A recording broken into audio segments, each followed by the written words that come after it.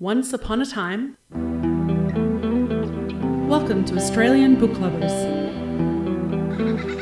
your destination for imagination.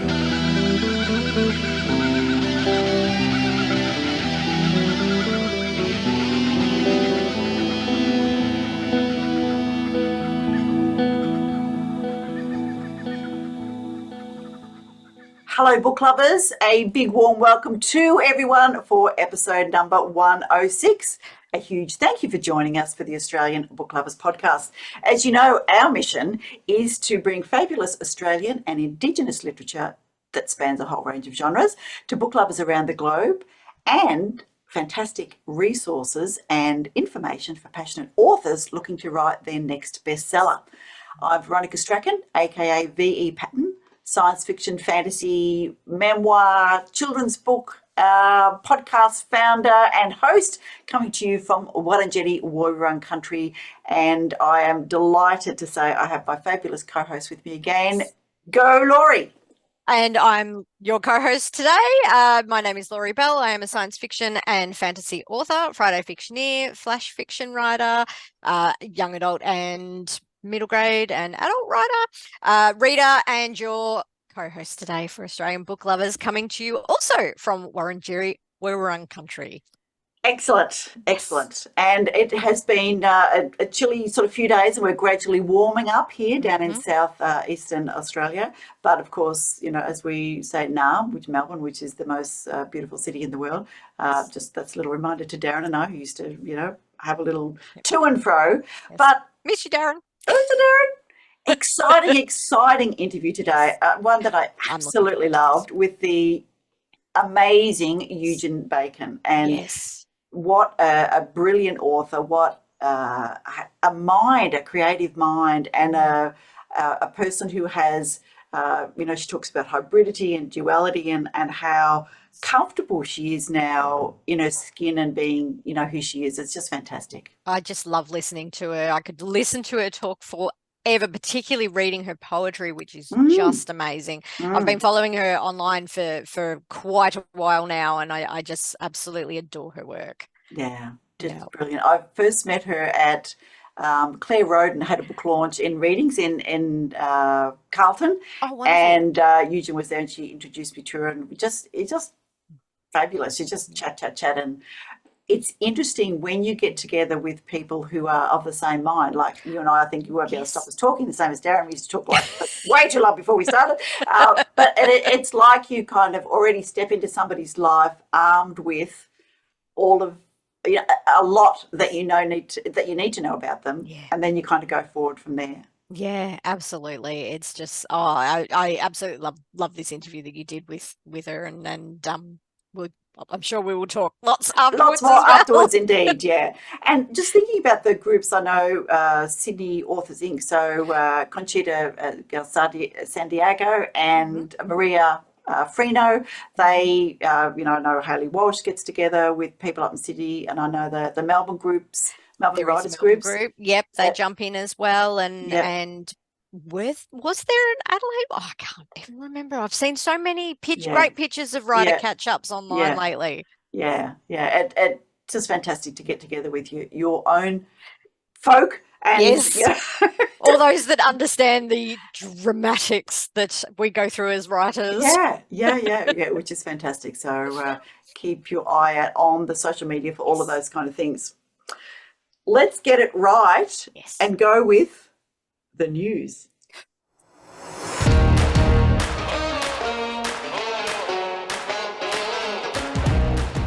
So news, what have I got for you for news? Well, I've got a couple of slightly different things. I wanted to look at,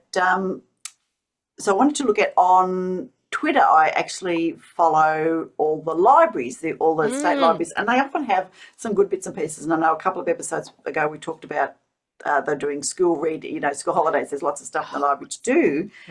What a brilliant thing. So Libraries ACT have got National Simultaneous Storytime. They're doing Aurora Aura Parker's Bowerbird Blues, and it's on the 22nd of May at 12 p.m. and www.alia.org.au/NSS, National Simultaneous Storytime, #Library Storytime. So get onto that and get busy, everybody, having a look and seeing what you can do. If you're a teacher or if you've got little kids, get that one sorted. And the beautiful blue bowerbird is there, because as we know, bowerbirds do love blue and they like to collect blue things and make their little nest and all those kind of things. And in fact, I've seen a documentary where then another male bowerbird came along and trashed that one's nest that he just done and ripped off somebody's stuff. So yeah, it's How rude. It's bird eat bird out there in bowerbird land. I thought magpies were bad, but yes, but no, bowerbirds. fair enough. All right. Geelong Libraries has got Julie Goodwin. Do you remember Julie? She was Australia's first MasterChef winner. Yes, very much. I loved watching her. Yes. So Julie, the delightful Julie, is at the Geelong Library talking about her memoir, Your Time Starts Now. Very topical. And that's Tuesday, the 6th of May from 6 till 7 p.m. So jump on. And that Penguin Books has brought Julie's book out, which is fabulous. And then even though, like the CSIRO sometimes do bits and pieces a night, I'll show this blue fungi. This is the mushroom time. So if you're out in the mountains, start looking at all the beautiful There's been mushrooms. a few mushroom stories of late. But please don't eat them. Please just look at them. It's there's some fairly tragic stories. All right. The PMI Victorian History Library put out a riddle. Now I'm going to tell you the riddle, and then I'm not going to tell you the answer because they don't give you the answer. You have to find out. So this is a Friday riddle. Number 116, and it's for curious folk. Between Mars' tail end and Flapper's reign, I burnt bright with tongues of flame. I was being held as he had fasted, but soon a fear of being blasted. A bird flew close to lend a hand when alarm was raised by a donkey man. No lives were lost and many goods were saved, but for myself I was deeply raised. My bones stand still, my heart is boiled, a sight past which the fairies toiled. Ribs protrude and I am propelled, concrete and champagne were expelled. So remember me when the tide sinks low and I peak above the undertow.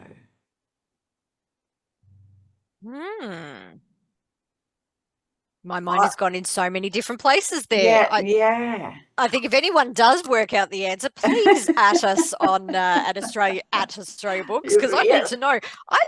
Is it a pier?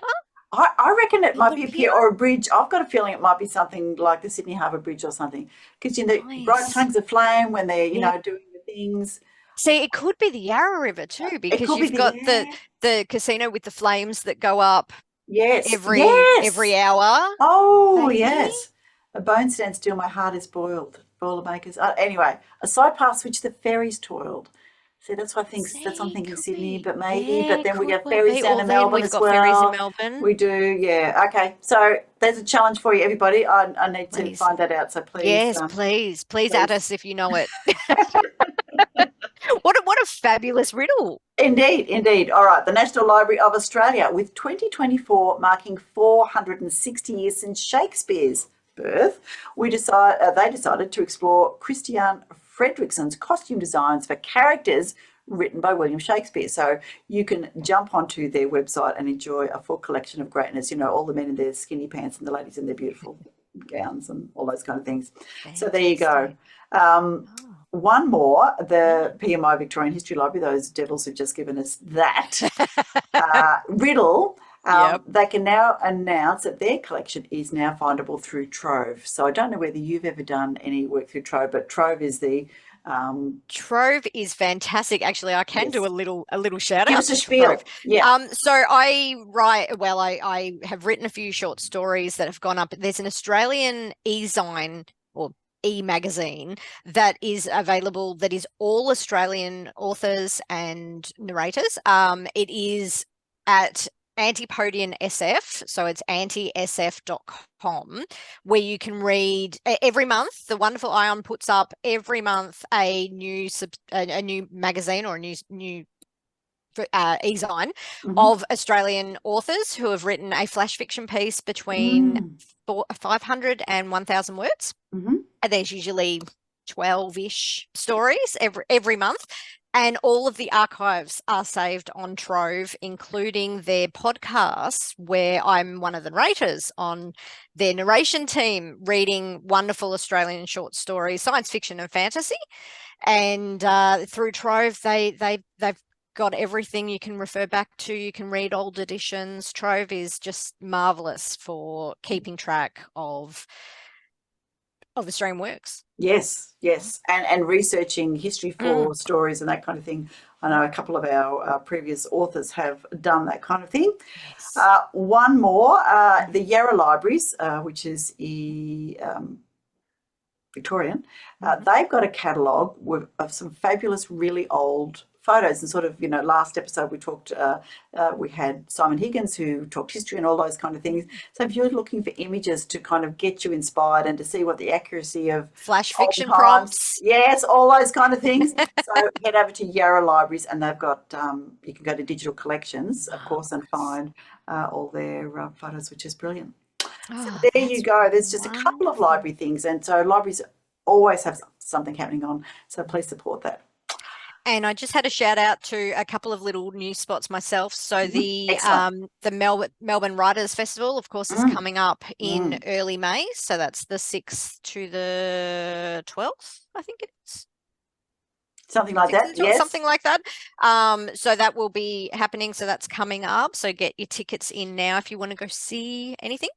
And the Australian Society of Authors, the ASA, who a lot of us writers and readers, writers are a member of, their main newsletter has just dropped. So there's some really interesting behind the book submitting to publishers and also submitting to editors information that you can read about. And they've also got an update on some copyright amendments to clarify remote learning rules and an update on the latest AI developments in Australia with writers and our works. So that's really important. Jump onto that if you haven't had a chance to read their newsletter.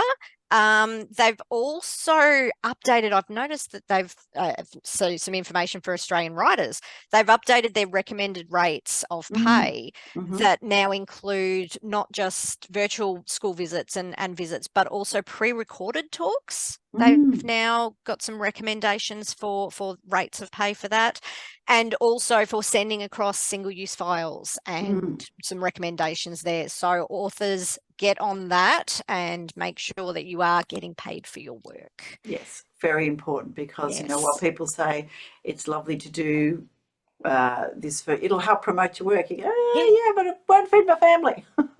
And that's exactly right. And we do, a lot of us do it in our spare time, which we don't have any of, and we are putting in all this creative effort, and you need people, you need to be recognized for your work. And one last one, which was a very sad announcement that came up online, that the wonderful Janet Reid, who is the Query Shark Queen, had passed away recently, which is incredibly sad. She, for us early writers in the last while online, that was the go-to for learning how to query.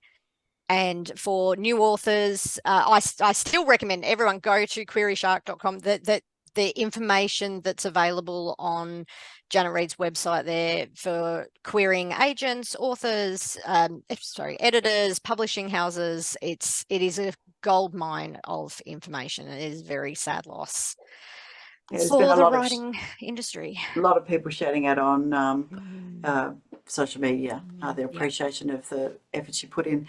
And this is one of the things that I really love about the writing community. There are so many people willing to share their expertise or their own fraught experience to help others not have to go through that, even though, lots of people, we still do, or just starting out. So we would say to young authors, look around, ask people, where do I go to find information about this, and what do you know about that? Of course, there are you know, So many other authors kind love. of sharks out there, but Yes, yes, that's so true. uh, And it is very much a community that will assist, and we want to help a lot of the time because it's not a competition. There are so no, many wonderful books out there, and I yes, just want yeah, more and more and more. I don't want yes, I don't want to fight over something. I just no. want lots to read. No, so many, absolutely so many. And one more that I've just remembered, having said Mm, that, the fabulous Kevin Clare put me onto this one. yes. It's called authorspublish.com. Ah, And if you subscribe to them, they'll send you a free copy of their book, Submit, Publish, Repeat. But they'll send reviews of publishers seeking short stories, poetry, essays, and books. So it is wonderful. absolutely they do the research on who's looking for, what kind of submissions. So if you are wanting to submit to a publisher, for example, in the latest issue, they've got New Frontier are now accepting manuscript submissions. They're a small publisher with Mm, good distribution, no agent required, and then there's another one seeking wonderful. poetry, fiction, drama, reviews and essays. There's one of the oldest indie booksellers, they're talking about other bits and pieces. So you can actually jump onto there. It'll take you to websites that are looking for, hopefully, some of the things that you want to write. Which is great. And of course, any submissions that you're doing, make sure you do your research, look into them. There are a lot of scammers out there that pop up websites wanting you to send in your submissions and then asking you to pay for it. Never pay for your submissions, people. This is, you should be getting paid. It's your Yes, work. yes, yes. The agents are there to represent you and to sell you to their publishers, not the other way around. So Indeed they are. do all your research. Yeah, Yeah. absolutely. All right, that's enough news for the day. Yes. I think it's time for book spotlights. Book spotlights. Yay. Okay.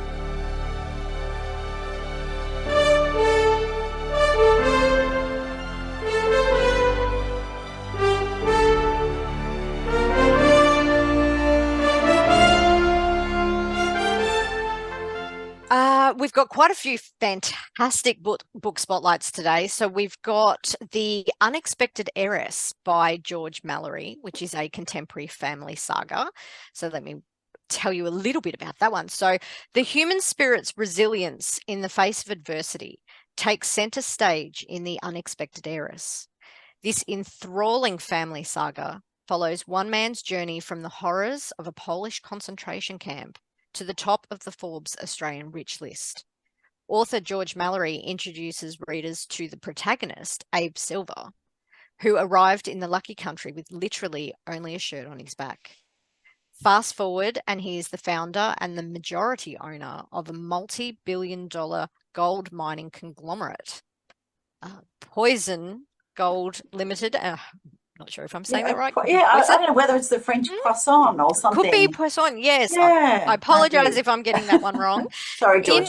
Sorry, George. In a twist of fate, Abe's galloping terminal cancer forces him to disinherit the son he has groomed as his successor and thrusts the management of colossal riches to his daughter, Ellie. Shocked, Ellie, a budding lawyer busy building her own career, promises to execute Abe's wishes. Being the chosen one unveils a toxic legacy of ambition, betrayal, and buried secrets in a deeply dysfunctional family. As a grieving daughter, Ellie grapples with her newfound responsibilities. She confronts the opposition of her family, the constraints of the glass ceiling, and her deeply hidden secret, her sexuality.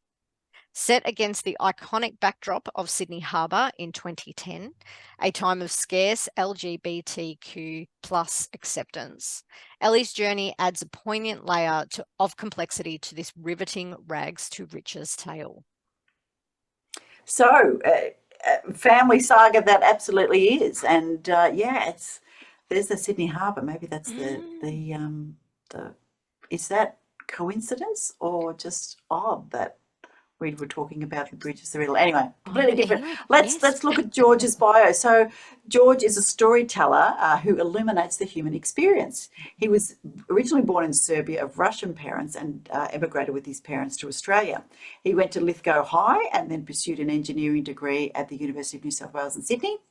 And while working for a multinational company, so there's his research, both in Sydney and the US, his love for literature, kindled in childhood, eventually led him to pursue a Bachelor of Arts at the University of Sydney. Then, drawing on his love of creative writing and blissfully unaware of the complexity of the process, sometimes naivety is a good thing, George. That's right. He sat down and wrote a 300,000 word historical novel. Wow. Yeah, that's the first book that just had to be written by the sounds of that. Yeah. His protagonist in that first manuscript was Russian and one of the early female surgeons battling for recognition in a man's world. George is still revising and editing this magnum opus that will see print one day. That sounds like he's promised himself that one. It does. 2 more books later, he embarked on what is now his favourite project, an Australian family saga, The Unexpected Heiress, that you've just heard about. And George's years as a corporate manager alerted him to social prejudices in general and discrimination in particular. It provided the fuel to tackle these issues in his writing. And through his novels, he hopes to inspire people to examine these topics while enjoying a good read. His multicultural background offers a unique perspective that enriches the tapestry of his narratives. There you go. That's fantastic. Yeah. Getting a very Succession feel. The Yes. show Succession is wow. Yeah. So What let have me you tell got you for us? Yeah. about another one. So we've got The Godfather of Dance, which is a Jade Riley mystery by Andrea Barton, which is a mystery. So embrace a world where murder, dance, and family secrets collide in book 1 of the Jade Riley mystery series. In this heart-pounding novel, debut author Andrea Barton weaves a gripping story of danger, loyalty, and betrayal, leaving readers on the edge of their seats till the very end. Meet Jade Riley, a strong-willed rookie journalist from Melbourne. Yay! Shout out to Melbourne! Who flees Australia to seek refuge from haunting memories. Working for a local newspaper in Houston, Jade's determined to write a career-defining article, but the mundane school fair stories that she's being assigned aren't going to win her a Pulitzer Prize anytime soon. When she's not rearranging words on her screen, Jade tangos the day away with her passion for ballroom dancing. But her routine takes a chilling turn when she finds out her dance instructor, Anton's fiancé, was murdered in cold blood. Resolute in solving the mystery, Jade starts digging into the dark past of the Valencia family and becomes entangled in a web of intrigue. As Jade's investigation dives closer to the truth, the Valencios, with their maximum loyalty to family no matter what, face a serious threat, jeopardizing long-held family secrets that could see Jade making headline news herself. Will she solve the mystery, or will she become the next victim? Again, I'm getting Succession vibes. Yes. So Andrea is in fact an author and fiction editor, and she runs the book editing company Bright Side Story Studio. So her writing credits include the Winding Narrative blog, several short stories, 2 picture books, and 9 stage productions about contemporary social issues. She has also co-authored and edited 2 anthologies about expatriate life. The Godfather of Dance is her first novel. So Andrea is an electrical engineer turned career consultant, and she spent 12 years enjoying the exhilaration and dislocation of life as an expat in Nigeria, the USA, and Qatar with her husband and 2 children. Along the way, she developed the passion for ballroom and Latin dance, helped to build a school, got bogged in both Qatari and Australian deserts, and had an accidental hallucinogenic experience in Peru. She has now returned to Australia, where she commutes between Melbourne and Mansfield, which of course is absolutely beautiful. And I understand that commute though from regional Victoria out into the CBD. So yes, it's a long trip. That is a long trip. But I must say, the beautiful high country, there's a new series out on the on Stan, on Binge, can't remember, one of the streaming services, but it's high country. It's starring the fabulous Leah Purcell as a cop who moves from the city to the high country. And so there's bits and pieces of Mansfield, and of course they've got a pretend town. We're trying to work out which one it is, because it's on the way to the ski fields. Which one? Oh, it could be a bit of this, of course. Yep.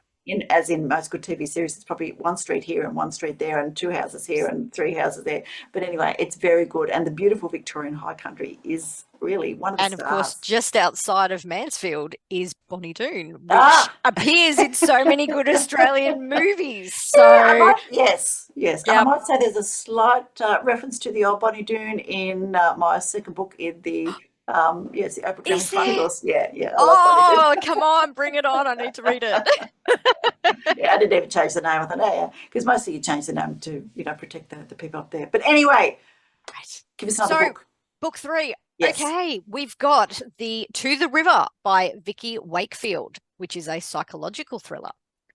The Kelly family has always been in trouble, or has always been trouble, I should say, when a fire in a remote caravan community kills 9 people, including 17-year-old Sabine Kelly's mother and sister. Sabine confesses to the murders.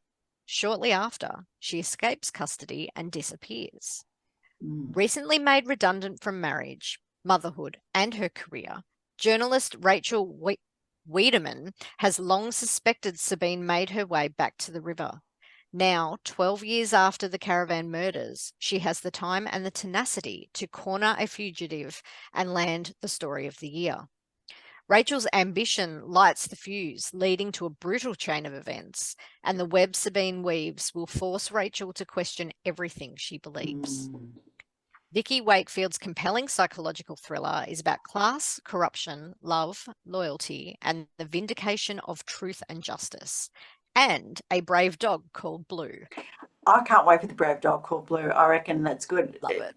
As I mentioned before, To the River is one of the books that we're giving away, but yeah, I'm almost hoping nobody applies. But anyway, they will, because we always get people, then we have to work out from their responses who do we give it to. Yeah. But The Brave Dog Called Blue just made me think about Kate Foster, who, of course, is another fabulous Australian writer, originally English, but, has lived out here for a long time.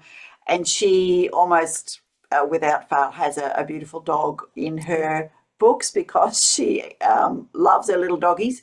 And they are fabulous books, all about autistic children and just the dogs that are adorable. Yes. I read them for the dogs. Yeah, I read them for the dogs, which is good. And, her kids, and she's such a great advocate for, people with all sorts of neurodiverse who live with neurodiversity is the thing. I'm trying to be very careful about how I express that. And she's just fabulous. These kids have just adventures and happen to have neurodivergent, issues that they live with. So it's just lovely. So it's about the adventures. It's about the books. It's about the dogs. They're marvelous. They are marvelous. But this is about Vikki Wakefield. So let me just share Vikki's a little bio here. So Vikki writes fiction for adults and young adults, and her novels have been shortlisted. Let me just trip over my tongue there. Her novels have been shortlisted for numerous awards. After You Were Gone, a psychological thriller, was her first novel for adults and was published in 2022 to much acclaim. To the River is her second psychological thriller for adults, and Vikki lives in, wait for it, Adelaide, South Australia. So, the South Australians are just coming to the fore a little bit. Queenslanders, New South Wales peeps, we need to get you on. We've got WA, we've got Northern Territory, Canberra. We need some more Aussies jumping on board and telling us all about their states, I think. Indeed we do. And yes, makes me think of Holden Shepherd, who we know is doing great guns, and they're filming Invisible Boys, which is just brilliant. So I can't wait to see that. That'll be fabulous. It's absolutely marvellous news. I follow him online as well. He is. There's so many great Aussie writers that are just kicking goals at the moment. Yes. And Lisa Kenway has got her first book release, and I'm hoping, because that's with Transit Lounge, and often Transit Lounge will send us their new bodies. So yes, keep your eye out. Send them through. We'll take them. Indeed. So congratulations to Lisa. I saw her book reveal cover. It was just lovely. I can't remember the name of her book, but that's okay because we'll get it next time. Tell me about our fourth and final book. Fourth and final book, Yeah. The White Cockatoo Flowers by Ouyang Yu. I hope I'm saying that correctly. I'm so sorry if I'm not, which is a contemporary story. So Ouyang Yu's first collection of stories in English is both assured and tender, and at times surprisingly funny. It includes stories set in China and Australia that revel in the truth and candor of lived experience and the joys and constraints of language. In The White Cockatoo Flowers, Ouyang Yu's deftly peels back the layers on what it means to move from one culture to another and what it means to be a writer, a husband, a parent, and a stranger on foreign and familiar ground. A father and son muse on the value of fame and fortune and the path of Chuya, or receding from the world by becoming a monk. On Christmas Eve, a lonely immigrant travels from his deserted outer suburb to the city in search of life. Spouses navigate their adult son's need to rebrand himself with an English name. Between Shanghai and Montreal, a Chinese student and a Canadian man who has fallen in love with him exchange correspondence. Haunted by the sounds of piano and violin and a long-lost friend who returns only to him in dreams, a man confronts the past. Can we ever really trust a car salesperson or those people who say we must catch up soon but never do? Ooh, that's so intriguing. Yeah, and it sounds like a collection of very beautiful stories. Absolutely. Yeah. So Ouyang Yu came to Australia in mid. What's that? My apologies. I completely I'm pronounced just that wrong. doing my best, but it could be, and I'm sure that he will forgive us. He came to Australia in mid-April 1991 and has since published books of poetry, fiction, non-fiction, literary translation and criticism in both English and Chinese, including his award-winning novels, The Eastern Slope Chronicle in 2002, The English Class in 2010, his collection of poetry, Songs of the Last Chinese Poet in 1997, and his poetry book, Terminally Poetic in 2020. Love that. And that one won the Judith Wright Calanthe Award for a poetry book in the 2021 Queensland Premier's Literary Awards. And he was shortlisted for the Writers' Prize in 2021, Melbourne Prize for Literature, and received a fellowship from the Australia Council in the same year. So his sixth novel, All the Rivers Run South, was published in late 2023, and you can find a bit more about him on www.Huang, which is HUANGZHOUREN.com. So there you go. And as we mentioned, one of his publisher has provided us with a beautiful copy of the book to give away. Marvelous. We studied Judith Wright's poetry in, like, I'm going to date myself here, saying HSC, which is in the olden days what they used to call Year 12. Did you ever study her poetry? I think we did quite a few beautiful Aboriginal books, but I'm terrible with poetry. I adore it and love it so much and cannot write a word of it. So I am so unbelievably envious of those that can write poetry and just create these beautiful images in just lyrical songwriting style, just gorgeous words. So. No. Yeah, anyway, there you go. All right, they are I write poetry a little bit, but I rarely share it because it's often just a little bit of an outpouring of whatever's happening at the time. But I went with a friend who absolutely loved David White, the Welsh poet. Okay. And we went and saw him at Fed Square in one of the beautiful spaces there, where he read some of his poetry. And it was absolutely hilarious when we went up to talk to him later. She'd bought one of the books to sign, and she then, this really articulate, educated, gorgeous person, sorry Em, I won't say who you are, but you know who you are, she then got tongue-tied. And I mean, we were in our 50s, there was no need for us to get tongue-tied, but she got, and I was kind of looking at her going, we're standing in front of me, what are you doing? I said, okay, how are you enjoying Melbourne? And just chatted away, and she had this kind of starstruck thing, which was hilarious. But anyway, she did then say, I just love your work or something like that. And we moved on and went to have some drinks and commiserate. But anyway, there you go. But to hear somebody, I think, speak their poetry is amazing, because Yes. even the way you interpret it, and it's also very individual, but then when you hear the author speak it, it's like, wow, yeah, they know where it's Yeah. coming from. Yeah. Yeah. So there you go. Yeah, there is just a passion that comes out and a flow that is exquisite when listening to an author read their own poetry. Yeah. Absolutely. Yeah, for sure. Yeah. And somebody, of course, who is a poet and a writer and a short story novelist, editor, so many different things, and she's going to Yes. talk to us about it, is the brilliant Eugen Bacon. So I think we should Yes. go to the author interview. What do you I reckon? think we should. And there, she actually does read a little bit in there, and you will just, oh, it's just gorgeous to listen to. So, yes, let's jump right in and listen to this marvelous interview.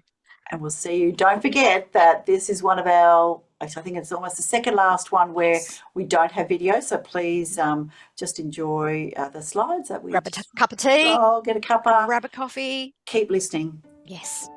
See you after the interview.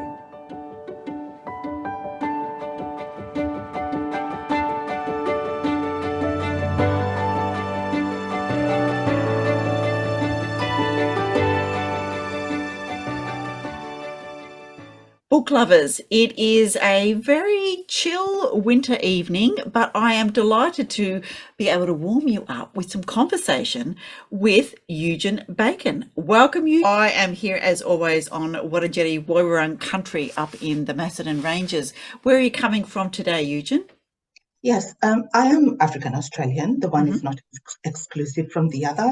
I am okay with my dualities, my hybridity. I am betwixt some of many. I am a daughter of the Wajita people of Tanzania, and now this is my new home country. I am a daughter of this land that belongs to the Wurundjeri and Bunurong people of the Kulin Nation. Fantastic. What a beautiful, not dichotomy, because I think that you have many things that make up who you are, and you're extremely good at sharing them. We have lots of books to talk about, but most importantly, of course, your latest release, which is Serengeti. Yeah, thank you. I see myself as many things. I am a mother, I am a woman, I am a writer, an editor, a scholar, a friend, and I'm passionate about lots of things. And some of the themes that I capture in Serengeti, including themes of family, relationship, social justice, injustice, culture, tradition, our past, our future, and Black people stories. I love that you don't want to see yourself as in a single box or in a single niche, for people to feel a bit curious about what you are sharing. And you've got poetry, you've got prose, you've got anthologies, you've got novels, you write blogs, and you write opinion pieces and all of those kind of things. There are many ways that you share your writing. That's right. I think my writing encapsulates my sum of many. I am very comfortable writing across genre and forms, and it's my way of expression. Yeah, it is beautiful. So tell me, knowing that you've been so prolific, when did you first admit that you were a writer? Really good question. I discovered a passion for writing from when I was really young. My father understood how much I loved stories, and he would buy me books like how the zebra got her stripes, why the hyena has short hind legs, and things like that. And I also understood that I needed to write down things to understand what I was feeling at times. I remember years ago when my sister Flora died of AIDS, the very first thing that I wanted to do was crawl to a computer and write a story. And I realized that I was really, really angry. So by writing and journaling and writing letters in those days when you could write in cursive script and not an email, I would express myself so well that way. Yeah. The power of journaling is incredibly helpful. I found myself, with grief for my second daughter passing away when she was very small, and continuing to write to her, even though she had died, was just helped me to keep myself grounded. And then 20 years later, looking back and seeing, what that woman wrote and what she went through, do you look back on any of those journals and wonder how far that young girl has come? I do, and I wish I could give her lots of advice, tell her it's going to be okay. But would she have taken it? This is the thing, isn't it? I don't think so. Yeah, she wasn't ready, and she had Yeah, to go through that journey herself. Yeah. yeah.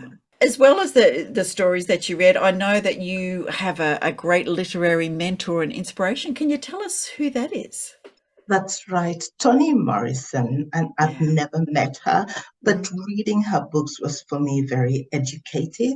When I write a story, I almost feel as if Toni Morrison, this African American woman who was the mm. very first Black woman to win a Nobel Prize for literature, Yes, and yes. she inspires me so much. I envision her over my shoulder and I'm asking her to read my story so that I can see it through her Mm, eyes. mm, As mm. I That's say, fantastic. Yeah. I say Toni Morrison could write about beans and you would love it. Her language is so lush and poetic and Yeah, beautiful. Yeah. that is lovely. Yeah, I feel a little bit the same about J.K. Jemisin, who's writes a lot of science fiction and fantasy, and I just love the way she puts words together. Yeah, that is brilliant. When you find a voice that speaks to you as a writer, that is a really interesting way to imagine that she's on your shoulder. That's right. And I am a very immersive writer, and I'm Mm, also very loyal when I discover a writer whose writing I enjoy. And so, Toni Morrison, soon as I read Beloved, I went to Amazon Marketplace and I bought everything Morrison. I bought Soon and The Bluest Eye and Jazz and uh, Tar Baby, all of them. yes, yeah, And I the did the lot. same, yeah, almost with Michael Ondaatje as well. I'd Mm, watched The English Patient, but hmm until I read Divisadero, which is a mm, very unique kind of book that's split into four parts. But right. he writes in a very layered and textured way. And Mm, he's also very immersive. You really get into the characters' heads, and the mm. language is just beautiful. I admit to being, if I get onto somebody that I like, I will read their entire library as well, which is not a good thing. Luckily, the library down here in Gisborne is pretty good, and I can often request theirs. Otherwise, I would be even more broke with books that I already am. Well, I'm hoping there are a few readers who love my books enough to read the whole set, everything. Indeed, and you have got, and I admitted to you before we began that I've got Saren Gotti, courtesy of Transitlands. Thank you very much to Barry Scott and also Scott, who's the Scott. publicist. That's Yeah. it. Yeah, Scott from Quirk Media. But I also have some of your poetry. I have read Claiming Ti Amo, which was brilliant, and writing speculative fiction. So not only do you immerse people in stories, but you've written creative and critical approaches to writing speculative fiction. Where did that come from? Could you tell the listeners? Yes, I was really fortunate because claiming Timor was the creative artifact of my PhD. I did the Mm, kind of PhD that you did, creative artifact and exegesis. And so writing speculative fiction was the exegetical aspect of it, but I really broke it up and made it more playful. I took out all those scholarly words and just made it really playful and yes. fun with excerpts and stories. Mm, Yeah, and Serengeti, just the name of it, it's a play with words. For people who've traveled or who know about Serengeti, the national park mm, in Tanzania, where I was hmm born. And so, as an African Australian, I just really wanted a story that encapsulated my hybridity, something that was African and something that was Australian as well. And Yep. so, Serengeti captures that for me. It's a made up place in Wagga Wagga. And I hmm had to learn how to say it because initially, in the Swahili alphabet, the vowels, the way we say them, it's not A, E, I, O, U, it's A, E, O, U. And so Wagga Wagga, I read it as it was Wagga Wagga, but that's Ah, not how you say it, it's Wagga Wagga. yeah. And yeah, and I have a play with that in the story as well. And also, I realized that you can't say Wagga, only residents can say Wagga. If you're a Yes. visitor, you must say Wagga Wagga. So I played with that in the story. Ah, that's good. My one of my younger brothers is in the army, and he spent some time up there. And when he was first married, so yes, we've seen a fair bit of Wagga Wagga, and a good friend lived just outside there as well. That was the big town. It's an interesting place, Wagga. It's kind of bang there in the middle of nowhere. It's fascinating, but the funny thing is, initially, I wanted to write this novel and set it in Tasmania because I was looking for a countryside. I was looking for somewhere sort of like rural Australia, somewhere, with really beautiful setting and where I could set my story. And then I visited Wagga Wagga for work and I just fell in love with it. And I just envisioned that this is the setting where I want my story to be. It spoke to you, so that is good. It Now, did. tell me, Eugen, are you? I know that in early bios, which I should say to people, let me just read your bio. That would have been good of me to do from the beginning, but I shall read it now. So, listeners, Eugen, of course, as she has mentioned, is an African Australian author of several novels and fiction collections. She's a twice World Fantasy Award finalist, a British Fantasy Award finalist, a Forward Book of the Year Silver Award winner, and was announced in the honour list of the 2022 Otherwise Fellowships for doing excellent work in gender and speculative fiction. Danged Black Thing by Transatlantic Publishing was a finalist in the BSFA Forward, Aurealis and Australian Shadows Awards and made the Otherwise Award honour list as a sharp collection of Afro-surrealist work. Eugen's creative work has appeared worldwide, including in Apex Magazine, award-winning Australian Writing, Fantasy Magazine, Fantasy and Science Fiction, and Year's Best African Speculative Fiction, and of course on the Australian Book Lovers website. So there you go. It is a fairly impressive bio.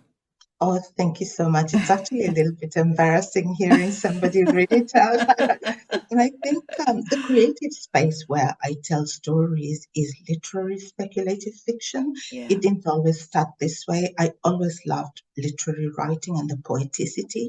And when I stumbled across speculative fiction and I realized that I could write across forms, whether it was fiction, nonfiction, poetry, short stories, novels, or novellas, I realized that what I really love about speculative fiction and also speculative poetry is the flexibility and the immediacy, the safe space in which I could write Afrocentric text. And, nobody would question what kind of story I was writing. Like, is it fantasy or is it science fiction? They just approached the story for the story itself and the world building that I could create around it. Yeah, which is fantastic. Now, you mentioned in some of the material that we exchanged, getting ready for the interview, that speculative fiction is not out there. Speculative fiction is about what if, and I absolutely agree. So talk to me a little bit about that, because you've mentioned that in the last few words that you said about being a safe space to explore. Tell me more about how you then, once you'd found it, decided to sort of stretch the boundaries and bring your creativity to it. Yes, so generally, from the scholarly aspect, when you think of speculative fiction, it's a blend of fantasy, science fiction, horror, and the subgenres in between, alternate reality, magical realism. But for me, it was something more than that. A lot of people read speculative fiction, but they don't realize that they're actually reading it. Because once you go into the fantastical or stretching the imagination, basically you're taking the word speculate to speculate and to imagine and to really go to the bounds of imagination. And so that's what I really love about it.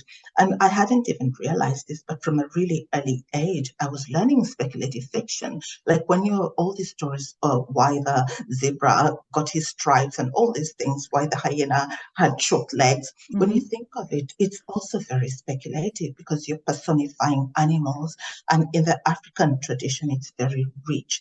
There's the oral storytelling and the riddles and the proverbs, and you have the gods, and you have the gods of the mountain and the gods of the trees and the ancestors.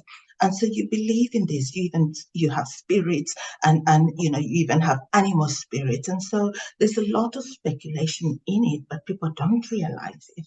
And so when you read a story, I'll give you an example. Recently, I read a story by Paul Dalgano, and it's The Country of Eternal Light. Ah, And yes.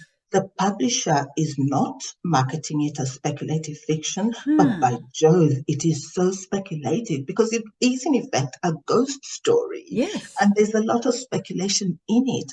But because the language is so beautiful and it fits neatly into literary fiction, people think it's literary fiction. But if I were to put it into an award, I would tick literary fiction, I would tick horror for the ghost story, I would tick speculative fiction. So that's how the bending genre, the kind of stories that I love and the stories that I write, that's how they fit in.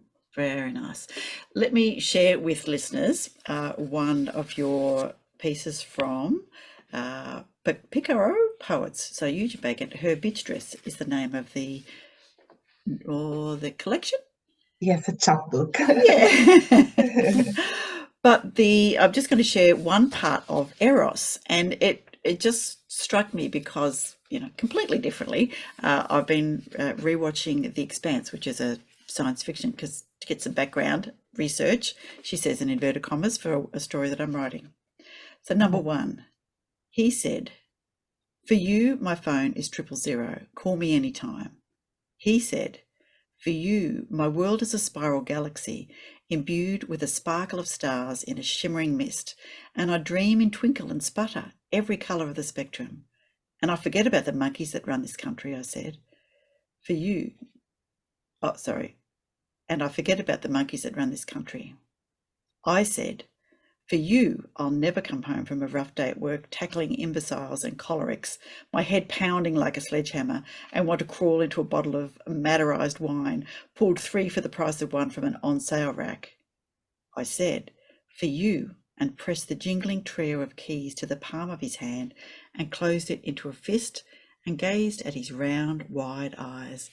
Access to my heart. Oh, I love that, the way you read Yeah. it. I like playing with prose poetry because Yeah. prose poetry is sort of like the cousin of a short, really short poem and flash fiction. And so in prose poetry, you don't have to worry too much about the rules of the writing, and you just listen to the flow and the story that you tell in your own words. And I find that sometimes I experiment with prose poetry before it goes into my fiction. And so maybe a whole paragraph could have been an experimentation in prose poetry. Yeah. And suddenly, the character starts forming and fleshing out through those little tidbits of imagery and metaphor. It's a beautiful way to capture the inspiration, which I know for many people, they might take a note or put something on their phone, or it rolls around in their head for, weeks or months or whatever. But it sounds like you've been able to capture those and give them a little bit more form in terms of, putting them in these small anthologies that you've collected. I write bits here and there, like I have bits of paper everywhere. I write snippets, I capture anything. And sometimes it just comes from hearing something in the news. But if somebody says something and suddenly my mind goes on that what if, that, hyperdrive. And if I put it in a different context, like maybe it was something about politicians or something about a war, Yeah. but then I imagine, what if that was a conversation between lovers, or what if that was a conversation between members of a family? And suddenly it's so beautiful and it just really works in my mind, and I want to capture it very quickly before I lose it. This is good. Relationships form important parts of all of the stories of yours that I've read. So can you tell us then a little bit about Serengeti? So gather your thoughts there. I'm going to read the blurb for our listeners. In the one tumultuous day, Chanzu loses her job and finds wife Scarlett in bed with a stranger. As life unexpectedly spirals out of control, Chanzu turns to her charismatic Aunt May for comfort and wisdom, and makes the bold move to work on a project in Serengeti, a migrant African outpost in rural Australia. In a novel haunted by the strangeness and yearnings of a displaced community, both beautiful and fractured, Chanzu is forced to confront her many demons. Back in the city, brother Tex has gone missing. In Serengeti, violence and infidelity simmer. This is a novel bathed in sensuous original language, a love letter to the strong women who bind families together despite everything. It's also a tender remembrance of the many who haven't or couldn't survive the dislocations and tragedies of their turbulent pasts. So what is, for you, the important relationships perhaps that Chanzu has or forms or finds in Serengeti? Yes, Without giving away the story, of course. No spoilers. no spoilers. In Serengeti, I really wanted to capture a story that engaged with difference. And I experimented a lot with Chanzu because it took a while for me to discover Chanzu. And you will know from the story, Chanzu is gender neutral, and so uses the pronoun she, here. But for the purpose of this, I'll say they, them. And so in Chanzu, I wanted a character who almost encapsulated my own hybridity, somebody who was an other. And it's a story about them trying to fit and trying to belong, and all the relationships that Chanzu has. They're almost flawed because Chanzu is an orphan. Chanzu is with Aunt Mai, who's the closest person, everybody needs an Aunt Mai in their lives, the backbone you can lean on. Yeah. But Chansu is one of twins. And so also that relationship is fractured. And so all through their life, Chansu feels lost. They want to belong somewhere, but they don't. And so in one really awful day, Chansu loses their job, and they feel that it is quite a racist situation, that if they want Black or, female, they would have, they probably would have had something like a long-term role, but that didn't happen. And then Chansu goes home and finds the wife in bed with a man. And so that's also another sense of displacement. Like, Scarlett is cheating, not even with another woman, cheating with a man. And in having Chansu as a Black queer person, I think I wanted to also explore, I wanted to explore my own bi curiosity. And so writing the story was for me a very immersive experience where, I was stretching that curiosity about the world, about people, about myself, and about sometimes my own sense of unbelonging. Because when I was really young, when I was 10, my family, like I grew up I was born in Tanzania, to put it back. I was born in Tanzania, and when I was a toddler, my family moved to Kenya. But then later, just before I turned 10, my family returned to Tanzania. But I was always a very scholarly person. And so my father made the decision that I was to stay in Kenya to do my schooling. And so the Kenyans called me the Tanzanian, and every time I went back home, the Tanzanians called me the Kenyan. And so there's always that sense of not belonging. And then I went to live in the UK, and suddenly you're a minority. And, I still felt that sense of not belonging. Then I came to Australia, and, I'm a different kind of Black. People don't understand the migrant. And there was also that sense of unbelonging. So it took me quite a while to be comfortable with myself, to be comfortable with my hybridity, because I realized that I had been struggling with my identity, trying to be African, trying to be Australian, and no one said to me, "Why can't you be both?" And so I explore that sense of displacement in Serengeti, but it's also an empowering story because I am empowering Chanzu with the tools with which to cope. Like the worst possible day of their life becomes a day of opportunity, but there are moments of rage as well. And I can share with you just a small incident where, with a character Basket, where Chanzu experiences some sort of racism, and the explosiveness in Chanzu's response is just a culmination of everything they've gone through, and suddenly they've had enough. Yep, that was the straw. Yeah. Yes, the last straw. So in this particular scene, Chanzu is reflecting. So they had gone to a swimming pool called Intercool in Fitzroy, and they really wanted to have a swim, but it wasn't the usual kind of lap pool because one of the sides was shorter, but Chansu wanted to swim laps. But there was a woman called Basket, and Chansu called them Basket because of how they were floating on their back and scooping water with their arms in the slowest and shortest backstroke. And Chansu, it was like they're collecting water in straw baskets. And so Chansu leans over and asks in full politeness if perhaps, the lady could take the long end. And the lady glares at Chansu, and to Chansu's astonishment says, "Shut up." And so Chansu tries to explain and says, "I'm swimming laps as efficiently as they could. Like perhaps you could just take the shorter lane." And again, the woman hisses at Chansu and says, "Shut up." And so Chansu thinks, stuff it, and dives into the long end and is swimming. And suddenly the woman pinches her. And so something snaps in Chansu, and they stand in the water, the feet almost touching the meter floor, and they say, "You colonialist, slave trader."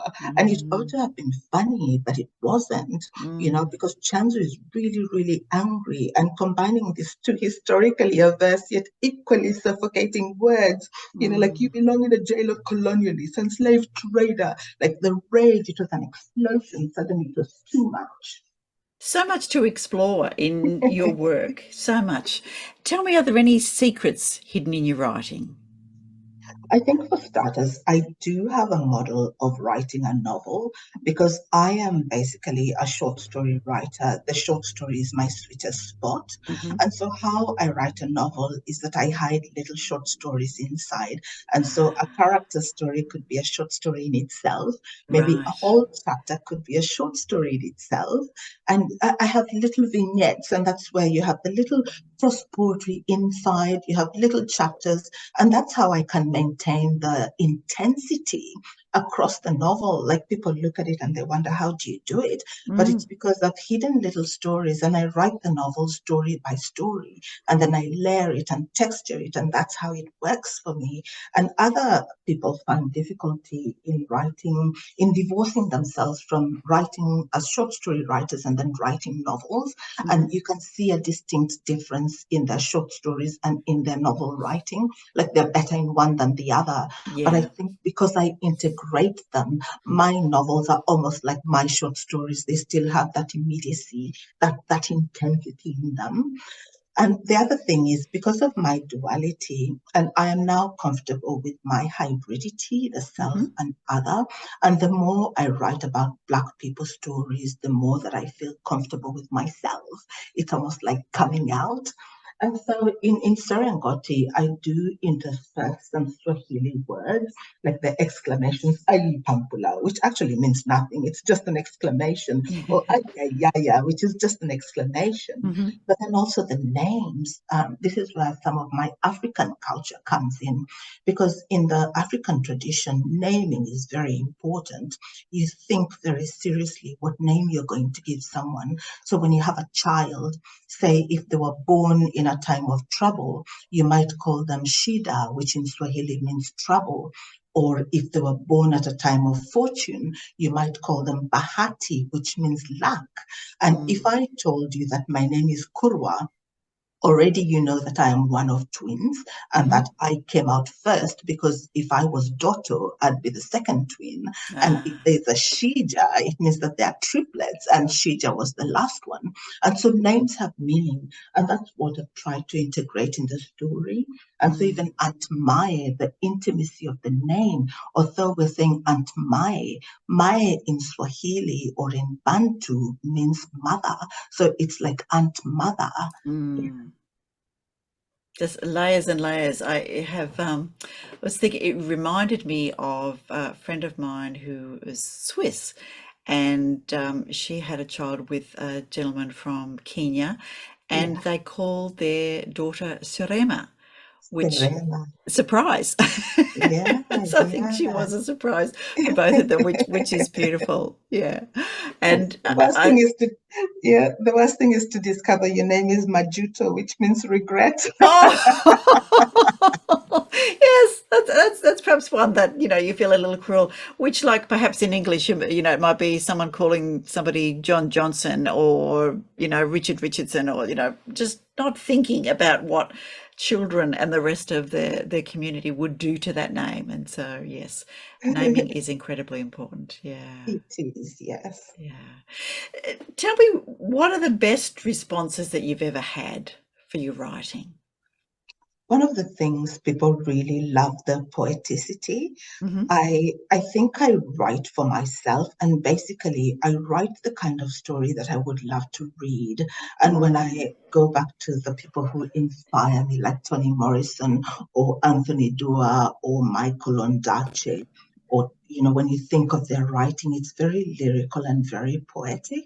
Hmm. And I'm really happy that most readers seem to get it. Like, my writing is not for the commercial fan fiction readers. And Hmm. so if it went to NetGalley, they'd probably trash it because they're looking for something like from the Chan Mill, the kind of thing where the story runs very quickly. Yeah. Whereas for me, it's the texturing and the layering. And I think I'm also a very immersive writer. So I feel things very deeply. And so when I write, I laugh and cry with the characters. I am the characters. I feel with them. And I think it's because I feel with them, the reader gets this as well. They feel the characters, and Mm. it makes more, it adds something to the story. Yeah, definitely. And now you said that you write for yourself and being immersive, and often write about things beyond yourself, like you mentioned in your preparation, death, the supernatural, the oddity. What do you think drew you to that? I know you talked about speculative fiction being without boundaries so that you could stretch around those things. But what do you think appeals to you personally about the supernatural, about the odd things, about that betwixtness? Yeah, I think I've always been very curious. I've been curious about the world from a very young age, and also curious about myself. I'm very intuitive. I know when I'm happy or when I am sad. I know when I'm feeling discomforted, and I actually interrogate myself. Like, what is it about this situation that made you feel this way? And Hmm. sometimes I don't know what I'm feeling until I write it, like the example that I gave of when my sister Flora died, and I realized what I was feeling was a lot of anger. And so through the writing and that immersion, I think that curiosity also comes out. And when I write really dark stories, sometimes it's also about trying to demystify it. So if I am petrified of death or a sudden kind of death, my first instinct would be, let me write a story about death. Mm. And I'll make it as gory as possible because I Yeah, am trying to demystify it for myself. And yeah. so I'm curious about life and the afterlife, what comes after death.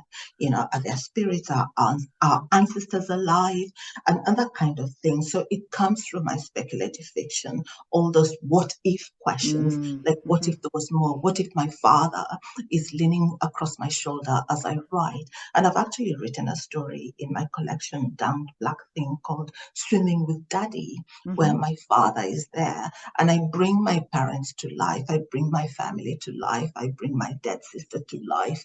There's a story called Still She Visits, which is about Flora, my sister who died.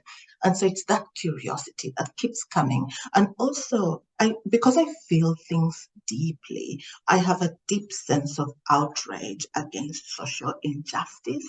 Hmm. And so while I am quite an introvert, I'm the kind of person who would stand up and take a placard and run across a crowd of people, and whack maybe a Yes. cop on the head, Yeah. because I feel so deeply that sense of injustice. If I see there's a victim, I feel that I must do something. I don't always act, but I'm the kind who is quite, I'd say, a little bit impulsive. I feel things. And so because I feel them, they come out in my writing. Mm.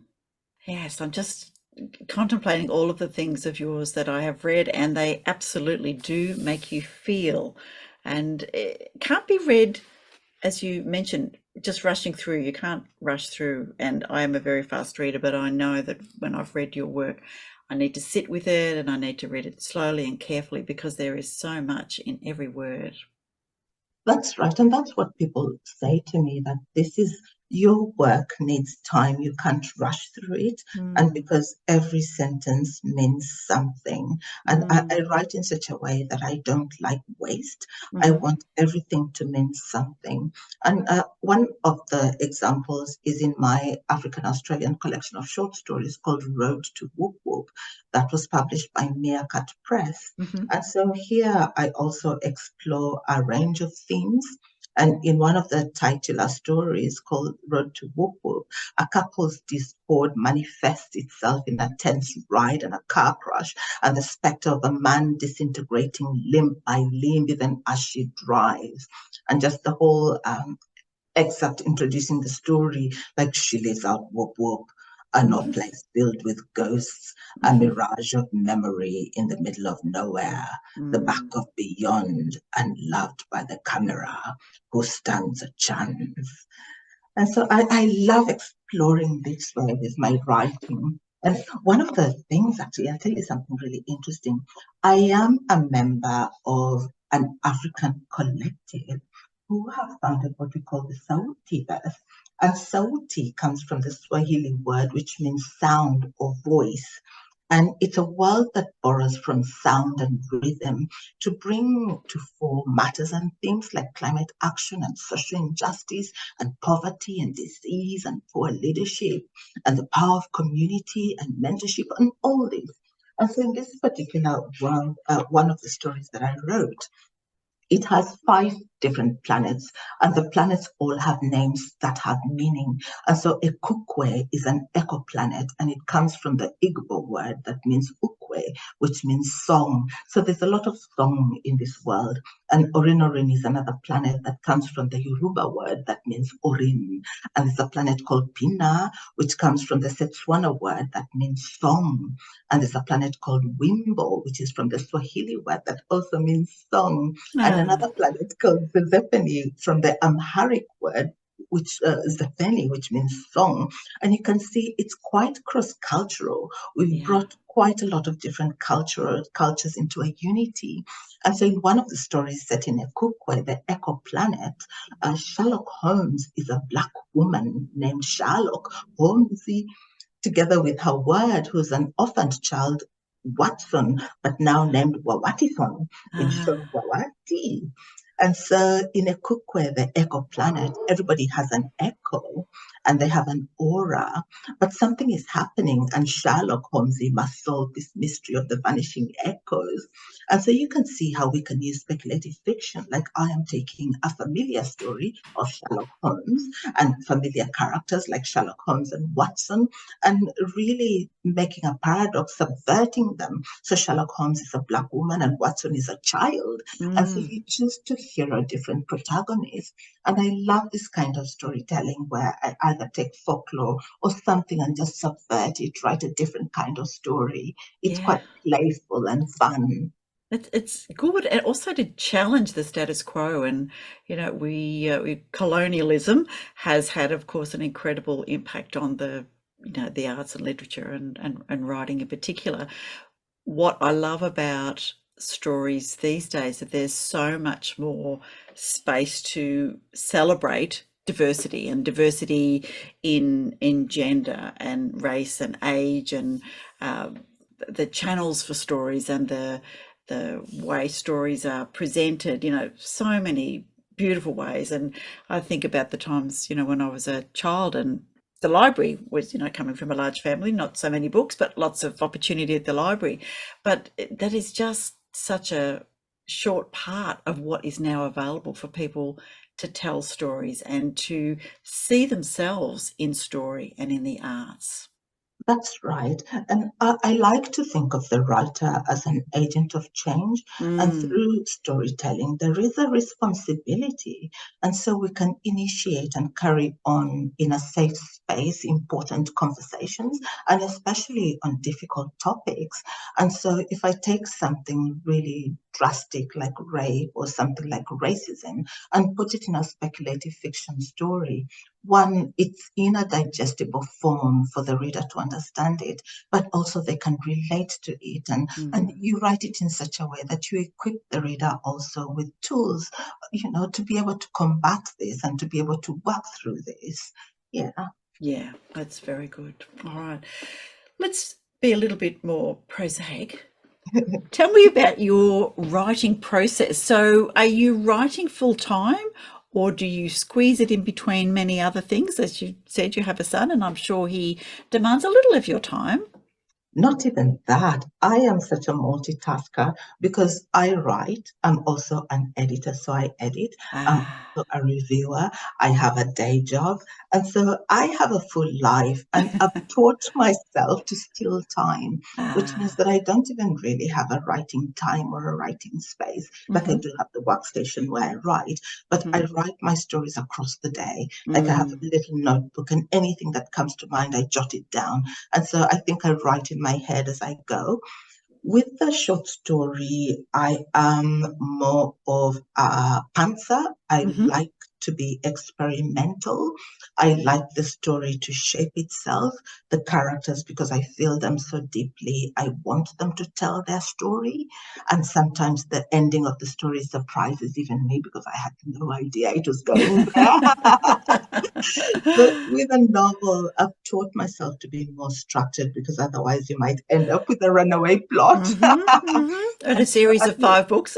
I know, so at least I try to have some kind of skeleton, whether it's a really high level chapter by chapter synopsis or Yeah. just a really high level. I know what the beginning will be, and I Mm-hmm. know bits of what might be in it and how it might end, but I'm not quite sure because as I write, it keeps changing and morphing, and the characters keep surprising me as well. Mm. Tell me, what advice would you give a young writer then? And I understand writing is an incredibly individual thing, and your process is not necessarily for everybody. But what advice would you give somebody who's considering following their dreams to be a writer?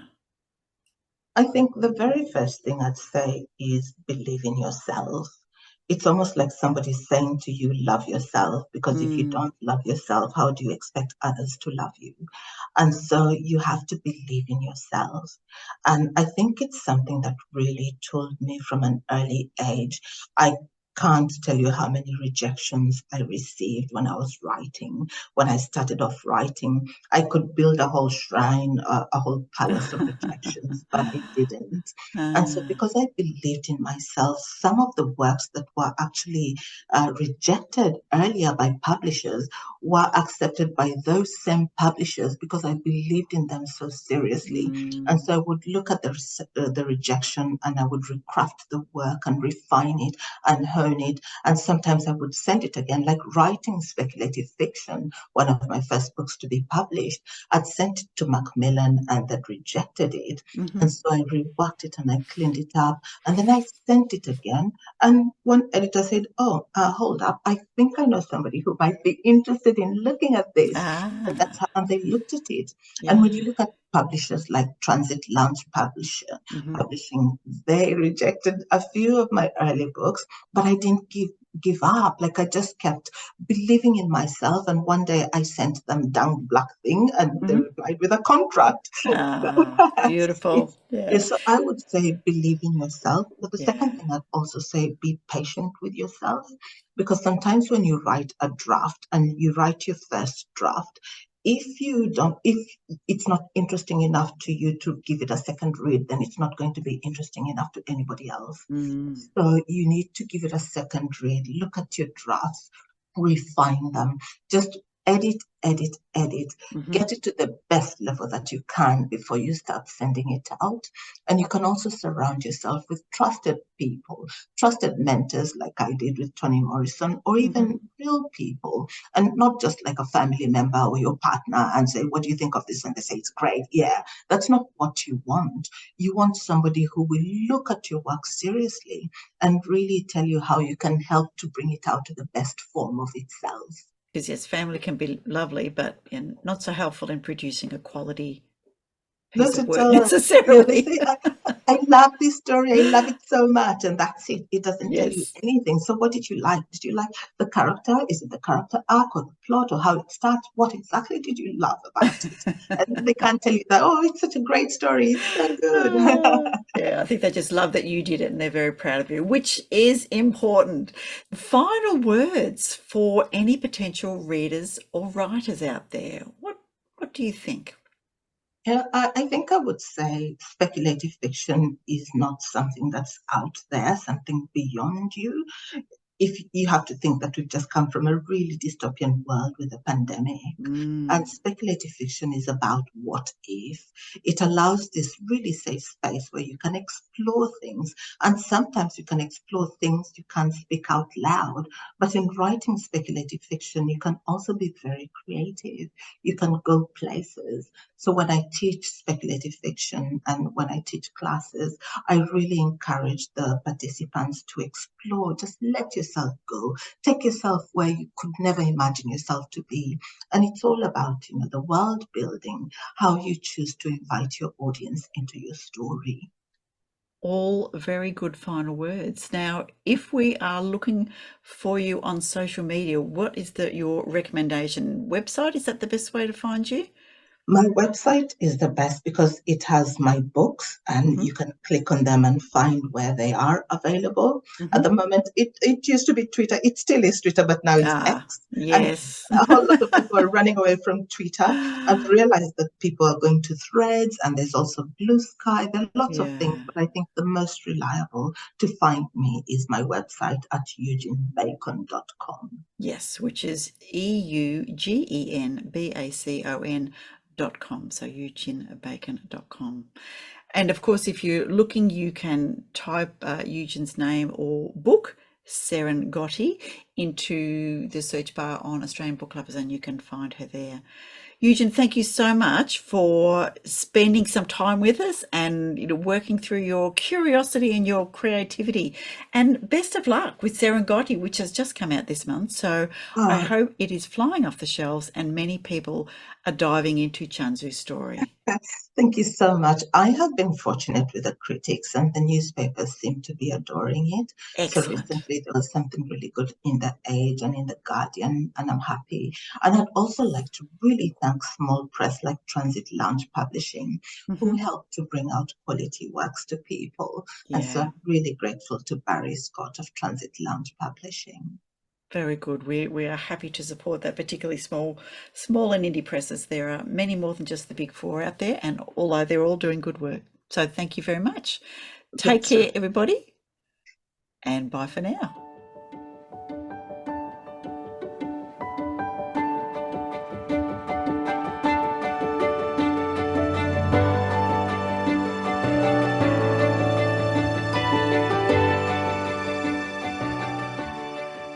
Wow, that was the most amazing conversation. And I loved having a listen to it again because it was a little while. And apologies, Eugen, for being a little bit behind the times to, to bring your interview to the listeners, to our podcast listeners who are just such a fabulous, loyal bunch.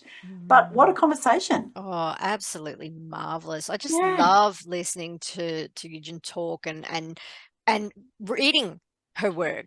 How glorious was that to listen to? And you did a fabulous job as well. Yes, I loved that poem. Yeah, that was just gorgeous. It's it just strikes, and as she said, her work needs time to read for sure, but it's about feeling things deeply. Yes. And each word is so crafted. It's almost, I feel like her work is carved out of a block of whatever, but it's all takes time and shape, and she draws you in, and it's fantastic. And her view of speculative fiction, and that it is very much the what if rather than the science fiction-y stuff that's all the made up make believe. I love it. I love sci-fi. But speculative fiction, absolutely. It is that what if. It's what if questions that just trigger amazing stories. Yeah. And those sort of deep possibilities, you know, the really existential stuff. It's good. I've got, I love that she says, you know, flexibility, and you can go across genres with speculative fiction. You don't have to, you know, do that same thing. And relationships, and, you know, the worst possible day of their life means that can also equal they're open to possibilities of potential. I love that. Oh, that was just beautiful. Really good. And talking about displacement and that curiosity, rage and belonging, and figuring out who you are and where you exist in the world is just oh. It's and I have beautiful. to admit, I do love a bit of Toni Morrison as well. Yes, I might have a quote of hers. Excellent. Yeah, so subverting known stories, believing in yourself, of course, is her great advice. And really, any young writer, and I say young in the experience as opposed to being young, because, you know, I didn't start writing till quite late. Definitely not young. You can write whenever. That's what I love about writing. You are not, even if you were 80 or 90, there are stories that you can tell, and you don't have to start writing at child level, which is what I did, and then drove everyone nuts because I wanted to read to everyone. It's very much a career and a passion that can hit you at any time. Yeah. At any stage. So it's just, but that was just a marvelous interview to listen to. Good. She is a marvelous writer. So can I just recommend people go and read some of Eugen's books? And if I didn't have my thing on, you could see I have a small stack of her books here, which is lovely, and I've got a couple of extras from her. Beautiful. Lovely. Let's finish with saying to people, if you want to read more Australian books, of course, go to AustralianBookLovers.com. Sorry, I did have my notes in front of me and I somehow lost them. Hang on, let me find them. Don't judge me. I'm still learning. No, it's all good. It's all good, because I can trot it off and say follow us on Twitter and Threads and Instagram, and of course YouTube. Please jump onto YouTube, and if you could like the videos, and please subscribe, and that will help us get to the top of the algorithm so that people can see and share all about the fabulous Australian authors. And this is what we're about, is supporting and celebrating Australian authors. If you feel like it, you could throw us a couple of dollars every month, which would help pay for the podcast and the website, which would be absolutely lovely. And you would have our undying gratitude. Absolutely. And if you are an Australian or Indigenous author and you'd like to list your book for free, it's free, Aussies, then head to australianbooklovers.com/for-authors and send us all your details. Yes. And we can put it up and we can spotlight it, as we did with the lovely books today. And when we get a spare 5 minutes, I also try and flick a few things around on social media, again, to support Australian authors. So please, if you see them, like and buy their books if you can, which is lovely. You know, we're all, and then tell everyone. And tell everyone. if you have a moment free, that's what social media is all about. Chuck up a recommendation. We love it. Yeah, indeed. So we are going to finish with a quote, and then there'll be a book review, which I'm not going to tell you because I haven't chosen which one yet. And I have lost my fabulous quote that I had right in front of me. Oh my goodness. So you jump in first. All right. I will jump in and say, in reference to the fabulous Toni Morrison that Eugen was talking about, I'm going to have a quote from Toni. And of course, she is sadly also, she died in 2019, another brilliant African-American woman, a novelist and editor. And in fact, her name was Chloe Anthony Wofford Morrison. So yeah, she chose the Toni as her name, which is interesting. And her children are Slade and Harold Ford, and her spouse was Harold. So names she says her.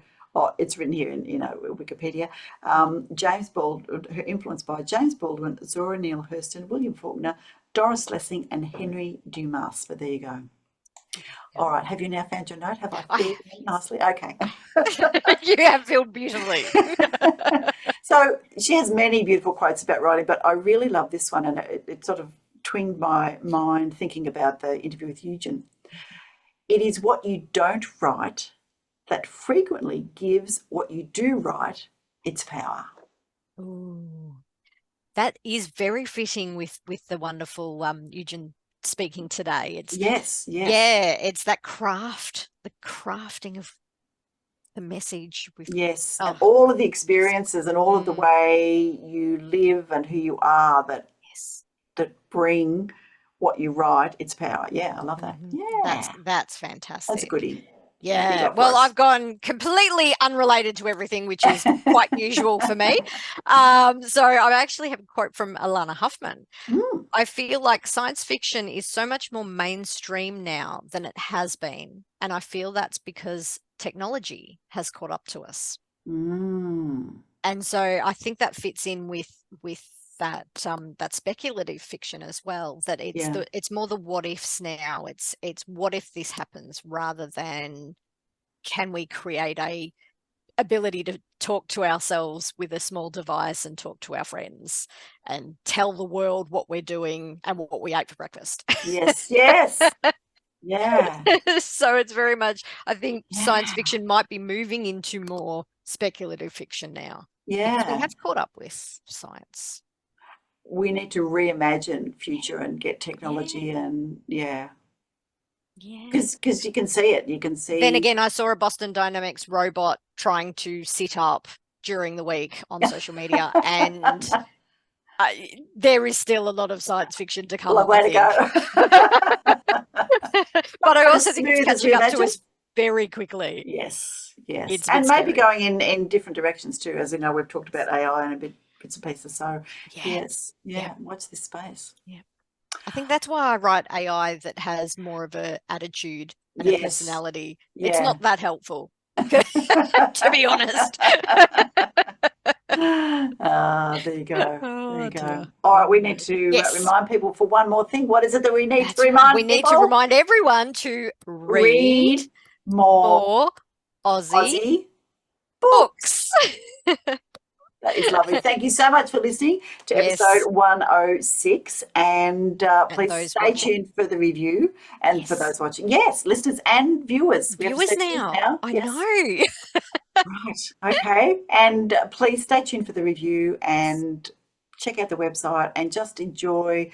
I've got a few other podcasts and things about words and books to talk about next time. So Wonderful. really looking forward to seeing you next time. Thank you so much, Yes. Laurie, for helping with the podcast and co-hosting so beautifully. I'm loving co-hosting. It's so much fun. You are Good. just marvelous, Veronica. And yes, watch, listen, tell people or not. No, tell people. And we will, of course, all see you all very soon.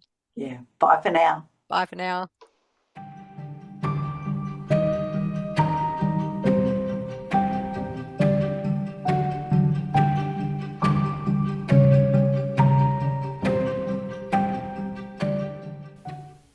Blood Fever by Laurie Bell.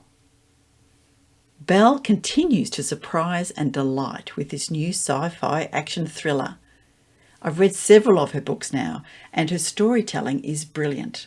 I don't know why I was surprised to see another very unique voice in this new subgenre. Blood Fever is fast and action-packed. Our three main protagonists are definitely oddballs, each with their quirks, tragedies and modus operandi, all fabulously flawed and thrown together in a high-pressure and stressful situation. I was amazed at how much of their backstory Bell managed to thread into the story without interrupting my rapid page-turning or slowing of the plot. I really enjoyed the gradual unpacking of the crime. Just when you think you have it sorted, another layer and more clues throw you deeper into an unexpected story twist. The world building was excellent, with the multi-species, multi-world universe slick and full of great tropes. I'm looking forward to more from the Daya private investigation team. A great read. Australian Book Lovers acknowledges First Nations peoples and recognises their continuous connection to country, community and to culture. We pay our respects to elders past, present and emerging, and honour the sharing of traditional stories passed down through generations. We're committed to a safe and inclusive welcome for authors and readers of all cultures and backgrounds, including people of LGBTQIA+ communities and their families. Let's meet again, where magic happens.